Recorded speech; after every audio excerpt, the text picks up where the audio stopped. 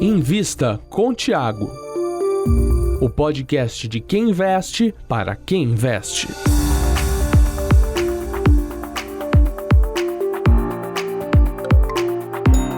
Salve, salve! Começando mais uma edição do Invista com Thiago, onde Lucas Goldstein, que sou eu, está na companhia de Thiago Reis. Tudo bom, Lucas? Hoje a gente preparou um podcast diferente, né? Conta aí um pouco. Então, para comemorar que somos os melhores, estamos entre os melhores do ano no Apple Podcast, nós fizemos uma promoção entre os ouvintes desta plataforma. Eles deixaram sua avaliação com 5 estrelas e nós temos um sorteado, Thiago. Muito bom. É sempre um prazer enorme estar com os nossos ouvintes, nossos clientes aqui. E quem que tá com a gente hoje? O sorteado foi o Cícero Matheus Jatai. Olá, Cícero. Olá, Lucas. Boa tarde. É um prazer imenso estar fazendo parte desse podcast. Queria dizer que é uma sensação estranha. Estou acostumado a ouvir o podcast Invista com o Thiago, sempre ouvindo, e agora ter o privilégio de participar. Fico muito feliz com essa oportunidade. Olha, você não vai ficar triste, ouvinte, porque temos perguntas da audiência e respostas do Thiago também. Cícero, conta um pouco da sua história como investidor, de onde que você é, o que você faz na sua profissão. Prazer estar falando com você. Sou de Fortaleza, Ceará. Sou médico, formado agora recentemente, trabalho no interior do estado. Iniciei minha experiência com os investimentos por volta de 2019, por intermédio de um primo, de um familiar. Foi estimulando, me apresentou a Sônia, fui estudando mais, até que comecei a investir inicialmente em renda fixa e posteriormente fui entrando na renda variável. Agora eu participei do último curso, método Thiago Reis, estou investindo aí, começando minha trajetória aí nesse mundo dos investimentos. Como é que foi a sua experiência com o MTR? Estou querendo saber mais a respeito. Como é que foi esse curso do Thiago? Lucas, foi muito interessante. Pude ver melhor mais alguns conceitos, estudar mais algo que eu já vinha acompanhando nas redes sociais, na própria assinatura da Suno. Consegui ter uma clareza maior, uma segurança maior para fazer os meus aportes e meus investimentos. Principalmente no final, tive a oportunidade de ter a carteira avaliada pelo Thiago, com algumas dicas que eu estou tentando colocar em prática, buscando um investimento a longo prazo, uma tranquilidade financeira no futuro. Legal, então vamos lá. Quais dúvidas eu posso te ajudar a solucionar, Cícero? Quais seriam os principais indicadores para avaliar um ETF ligado a ouro, como o GLD? Eu não invisto em ouro. O que eu faria? Eu tentaria ver o preço do ouro deflacionado, né? Você pega um índice de inflação americano, deflaciona o ouro e ver se está muito acima ou abaixo da média histórica. É assim que eu tentaria avaliar o ouro, sabendo que essa é uma avaliação que não é perfeita, porque pode ser que tenha mudado de patamar, para cima ou para baixo, mas acho que seria assim que eu começaria a avaliar o mercado de ouro caso eu fosse investir. Tipo, está muito distante da média histórica, sim ou não? É sempre mais complicado você fazer uma avaliação de um ativo que não tem um fluxo de caixa, na minha opinião. Então, avaliar uma obra de arte, avaliar ouro, avaliar carros antigos, etc. Tudo esses negócios, geralmente, você depende da percepção dos outros do valor daquele ativo. Quanto que vale um quadro do Picasso? Por que o Picasso é melhor que outros, né? É uma coisa meio de percepção. E o ouro tem um pouco disso, né? Apesar de ter alguns usos industriais, mas isso é pouco. O grande comprador de ouro é aquele cara que quer uma reserva de valor, né? Tanto o governo quanto investidor institucional, investidor individual. Eu faria a minha avaliação desse jeito que eu falei, mas eu confesso que esse é um dos jeitos, não é o único jeito. Minha dúvida seguinte seria, continuando nessa mesma ideia, embora você tenha dito que não é um investimento que você costuma avaliar, considerar, você acha que seria uma boa alternativa para alocar uma parte dos recursos em reservas naturais, considerando o modelo de Yale? Cara, eu sou muito fã do modelo de Yale. Eles têm ali uma parte significativa investida no que eles chamam de natural resources, né? Recursos naturais. E o que eles investem muito são madeiras, né? Madeiras raras, MOG, Nuteca. Eu nunca investi nesse negócio, mas tenho vontade de investir, porque são investimentos que têm uma taxa interna de retorno projetada muito interessante, porém um prazo de investimento muito longo, né? Chega a ter 25, 30 anos do tempo de você plantar até colher. Então, apesar de ter uma taxa de interna de retorno alta, a maior parte dos investidores não investem porque a maior parte dos investidores não tem 25 anos de janela temporal de investimentos, né? Os endowments, eles investem nisso pensando que eles podem esperar 25 anos, de fato eles são instituições, vamos dizer assim, perpétuas, né? Instituições centenárias, então 25 anos para eles é muito menos do que para nós. Eu acho que faz esse sentido para eles.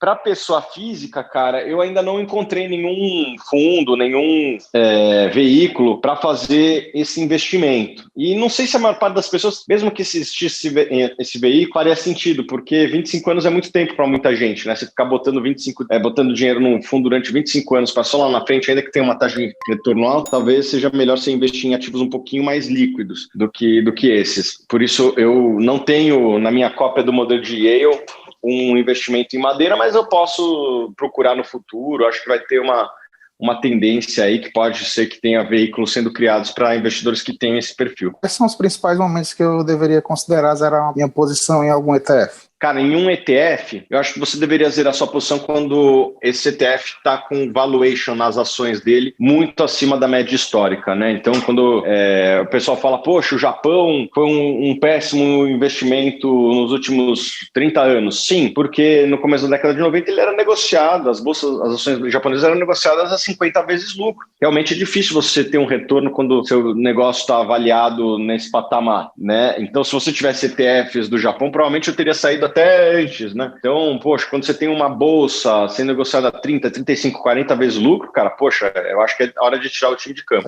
Outra dúvida relacionada a investimento no exterior seria em relação aos BDRs. Agora que foram liberados para investimento do investidor não qualificado e levando em consideração a burocracia um pouco maior para declaração de ativos e dividendos recebidos no exterior, faz sentido abrir uma conta na corretora dos Estados Unidos, fazer investimento direto? Tem algum valor que a gente pode considerar ser mais interessante investimento em ações diretamente do que no BDR? Vamos lá, né? Tem prós e contras de você investir por BDR e você investir diretamente lá fora. Eu vou falar dos prós de um e depois dos prós do outro, né? Pró de BDR, cara, primeiro, facilidade. Você não precisa abrir outra conta. Para muita gente, comodidade é um valor importante. Eu, por exemplo, não gosto de cozinhar. Pedir comida no restaurante, para mim, é uma comodidade. Ainda que eu pague um prêmio em relação se eu fosse cozinhar minha comida, eu prefiro, não gosto de cozinhar, né? Então, BDR tem essa facilidade. Segundo, os dividendos já recebe na mesma conta que você tem na sua corretora, aqui em reais, etc., né, já vem descontado de imposto, um monte de coisa. E outra vantagem que tem o BDR é você não ter que pagar a remessa internacional, que tem um custo. A desvantagem é que tem menos liquidez, menos ativos, que é justamente a vantagem que tem lá fora, né? O mercado é muito líquido, as ações... Existem muito mais opções de ações, né? Deve ter umas 8 mil empresas listadas lá fora, a BDR deve ter uns 500, né? Então é muito mais opções que existem quando você faz um investimento lá fora. A desvantagem é que você vai pagar principalmente a taxa de remessa, né? Com IOF, etc. Isso aí dá um valor significativo às vezes. Então é uma questão de você ponderar, não tem uma resposta certa para todo mundo. Acho que eu falei aqui os prós e contras, e você deve analisar o que é melhor para você. E outra coisa, você paga na volta também, né, na hora que você traz dinheiro de fora para o Brasil. Então tem vantagens e desvantagens, cada um tem que ponderar, ver qual que é a sua janela de investimento.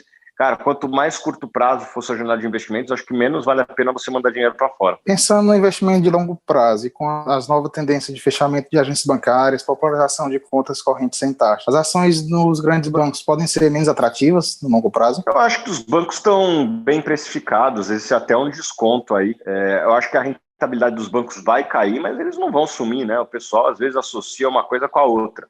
Queda de rentabilidade não é o fim do mundo, pessoal. Já teve vários negócios que caíram de rentabilidade. A própria Ambev, a própria Apple, a própria Google caiu de rentabilidade, né? As margens dessas empresas têm caído levemente ao longo dos últimos anos. E as empresas estão aí, firmes e fortes. Então, não é porque uma margem vai cair que a empresa vai entrar em colapso e vamos ter uma corrida bancária e o Banco do Brasil vai acabar. Nada disso, né? O que eu acho que vai ter uma queda da rentabilidade. Muito disso já está precificado, acho que está até sobreprecificado. Eu acho que bancos têm um pequeno upside neste momento na média. Para finalizar, minha última pergunta seria se você tem alguma dica de ouro a ser dada a um jovem investidor que busca atingir a independência financeira usando como meio os investimentos em renda variável? Tem algumas. Primeiro, diversifique. Invista em ativos de alta qualidade, empresas lucrativas, com potencial de crescimento, balanço sólido. Terceiro, fique atento às taxas que você paga. Acho que essas são boas regras que, se você seguir, você já vai estar na frente de muita gente. Temos também perguntas da audiência. Eu quero que o Cícero fique aqui com a gente para dizer também o que ele acha das perguntas. A gente abriu um quadro de perguntas no perfil do Thiago lá no Instagram. O Bruno Melim mandou pro Thiago. Thiago, na sua opinião, qual empresa listada melhoraria muito se você estivesse no comando? Qualquer estatal. Pode botar qualquer estatal que tenho certeza que vai melhorar no dia seguinte. Mas aí tem que dar carta branca também, né? Não adianta me colocar lá e ter que seguir o que está acontecendo. As demais empresas, eu prefiro não opinar, porque, cara, eu não me considero um baita gestor. Né? Eu acho que as empresas estatais, elas têm incentivos errados, que qualquer pessoa que entra sem aqueles incentivos incorretos vai fazer um trabalho melhor do que quem está lá. Então, é mais fácil. Agora, as outras empresas, você tem que ter um conhecimento do mercado. Eu não sei operar a Vale, não sei operar a Gerdau, não sei operar o Itaú. Eu reconheço isso e prefiro não falar, mas eu acho que com incentivos corretos eu conseguiria fazer um trabalho bom nas estatais. Por que as estatais acabam tendo esses incentivos incorretos, na sua opinião? Cara, vamos lá, falar um papo reto aqui, né? Assim, o dono das estatais é o Estado. E o Estado tem uma agenda própria, e não uma agenda necessariamente de criação de valor. Né? Tem uma agenda, no melhor cenário, de fins sociais e no pior cenário de corrupção. Né? Então, só de você fazer uma gestão mais focada na criação de valor para o acionista, eu não tenho dúvida que tem muita ineficiência que pode ser incinerada. Sumir com essas ineficiências que existem. Eu tenho certeza que existem ineficiências em quase todas as empresas, né, inclusive na Suno, mas é mais difícil você acabar com uma ineficiência numa empresa que os incentivos são mais corretos. E nas estatais, na média, os incentivos são incorretos. E o Cícero, você tem alguma estatal, tem alguma empresa, na verdade, que você gostaria de comandar? Dá para melhorar? Cara, eu diretamente não tenho nenhuma, mas se o Thiago comandasse a OIBR, por exemplo, você acha que ficaria muito feliz. Davi Fim manda: você já conseguiu recuperar seu patrimônio em relação à crise com o corona no início do ano passado? Como isso aconteceu? Sim, já recuperei. Foram dias muito ruins ali, né, em termos de desempenho naquela época, mas algumas ações que eu tenho no meu portfólio, até abro de vez em quando lá no meu Instagram o desempenho, então dá para ver, tiveram uma performance estelar aí que superaram as máximas do começo do ano passado. Então, ações como da Unipar, Apple, Google, Facebook, as ações ajudaram bastante a puxar para cima a rentabilidade e hoje o patrimônio negocia perto da máxima. O usuário Laertius manda o seguinte: Thiago, se não houvesse dinheiro no planeta, com que você trabalharia? Putz, cara, eu gosto do que eu faço, mas o que eu faço envolve dinheiro, então se fosse tudo ficha de cassino, acho que eu faria ainda o que eu faço, cara. Eu gosto de avaliar negócios e tal, mas se nada disso existisse, eu gostaria de ser camisa 10 do Barcelona. Acho que eu seria feliz ali jogando com a 10 do Barcelona. No caso do Cícero, qual seria a sua opção? É difícil até de imaginar uma resposta, mas como meu trabalho não envolve bem necessariamente o dinheiro, eu acho que eu continuaria como médico, trabalhando na área da saúde. Também gosto bastante do que eu faço. Douglas Martins Fraga manda o seguinte: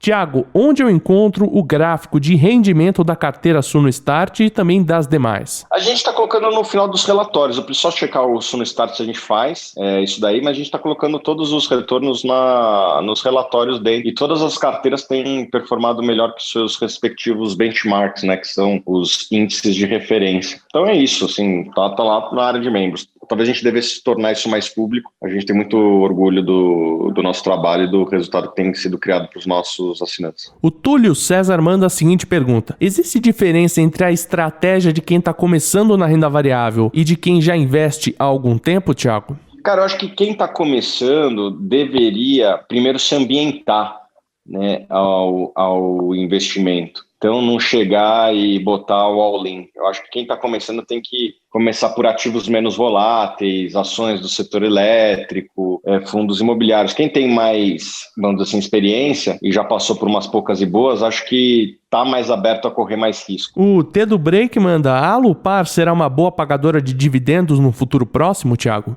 A tendência é que seja, tá? A empresa está entregando muitos projetos agora em 2021 e principalmente 2022. A tendência natural é que essa geração de caixa seja redirecionada para os acionistas na forma de dividendos. Se isso não ocorrer, é porque a empresa entrou num novo ciclo de investimento. A empresa passou por um grande ciclo de investimento ao longo dos últimos anos, não tem nenhum leilão relevante que foi vencido recentemente, então a tendência é gerar caixa e pagar para o acionista. A única forma disso não acontecer é se ela fizer outro ciclo de investimentos que não está no radar hoje. Pode ser que isso ocorra? Pode, mas não é o que está no cenário base do momento.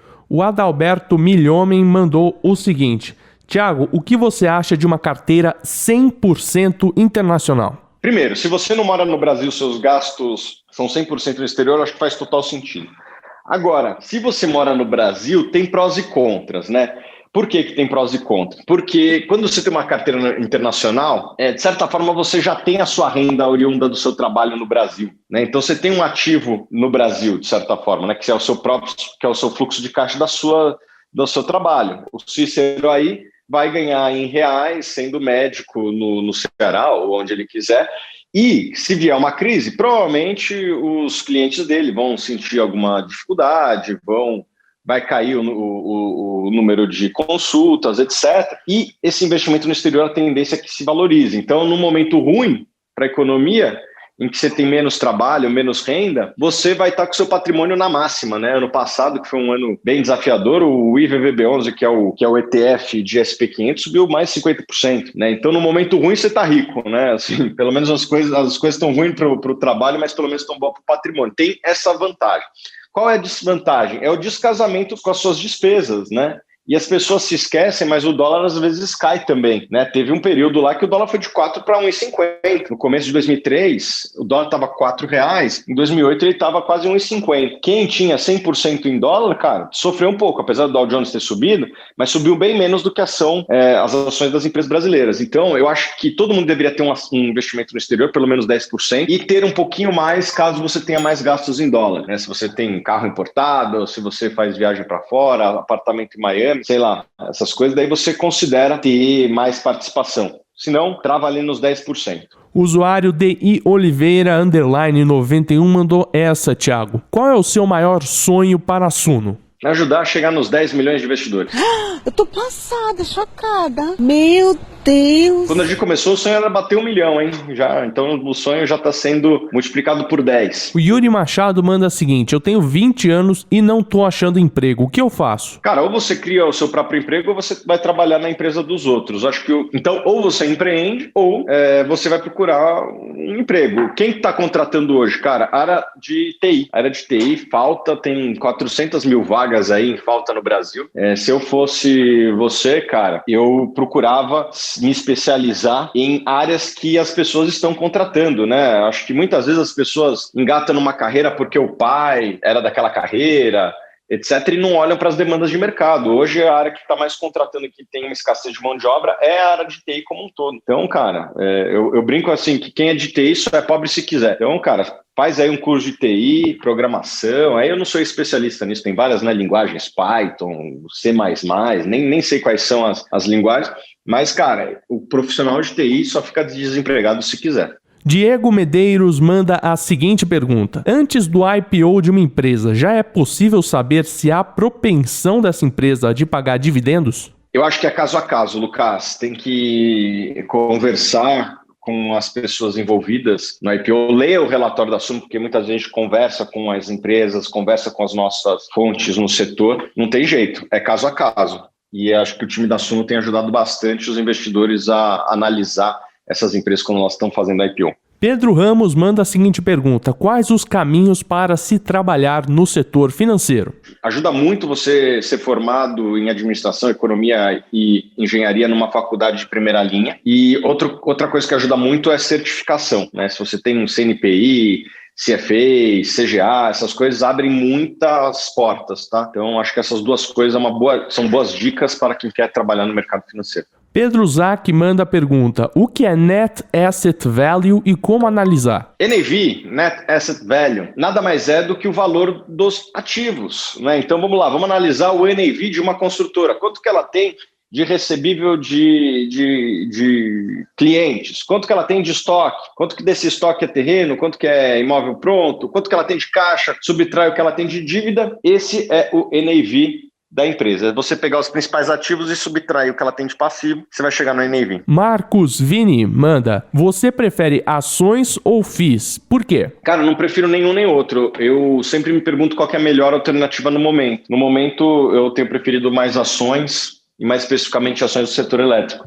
Mas, cara, isso aí é dinâmico. Se você tivesse me fazendo essa pergunta um ano atrás, certamente a resposta seria outra. O engenheiro Antônio Dias manda: o que faria se pudesse investir apenas R$3.000 por mês, Thiago? Cara, não diria que apenas não. Eu diria que isso aí você deve estar entre o 1% dos brasileiros com maior capacidade de poupança, tá? Mas eu faria a mesma coisa que eu faço hoje. Eu fiquei durante muito tempo investindo um valor muito semelhante a esse. Então, não vejo nenhuma diferença do que eu já fiz na minha história. O que eu fazia? Eu recebia esse valor e me perguntava qual que é a melhor alternativa no momento. Ia lá e comprava. Né? Tento seguir aquele modelo de Yale, que a gente já falou algumas vezes, inclusive aqui no podcast, que é tentar comprar uma carteira diversificada de ativos com baixa correlação entre eles. Então, eu recebo os 3.000 e me pergunto o que é bom de comprar esse mês. E compra aquela ação, o fundo imobiliário, e mês que vem você usa os dividendos do que você recebeu das antigas ações que você comprou, junta com o seu novo aporte de 3.000 e compra mais ações. E você vai ver uma bola de neve de patrimônio sendo formada ao longo do tempo. O V. Valadares manda: algumas das ações internacionais, como Apple e Tesla, estão caras, na sua opinião? Tesla eu acho muito cara, Apple eu acho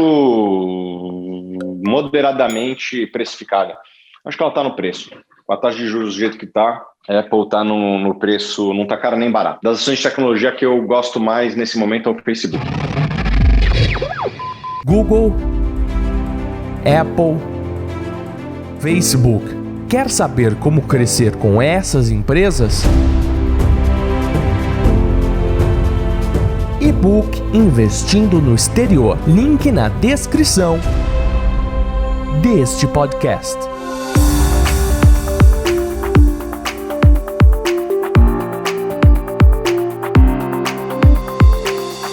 Cícero, gostou? Gostei, foi muito interessante, gostei. Experiência única de fazer parte desse podcast, de ouvir um pouco do conhecimento do Thiago da forma mais próxima. Valeu a pena, foi interessante. Agradeço bastante a oportunidade. Muito obrigado, Cícero. É sempre um prazer aí trazer os nossos assinantes para bater um papo com a gente.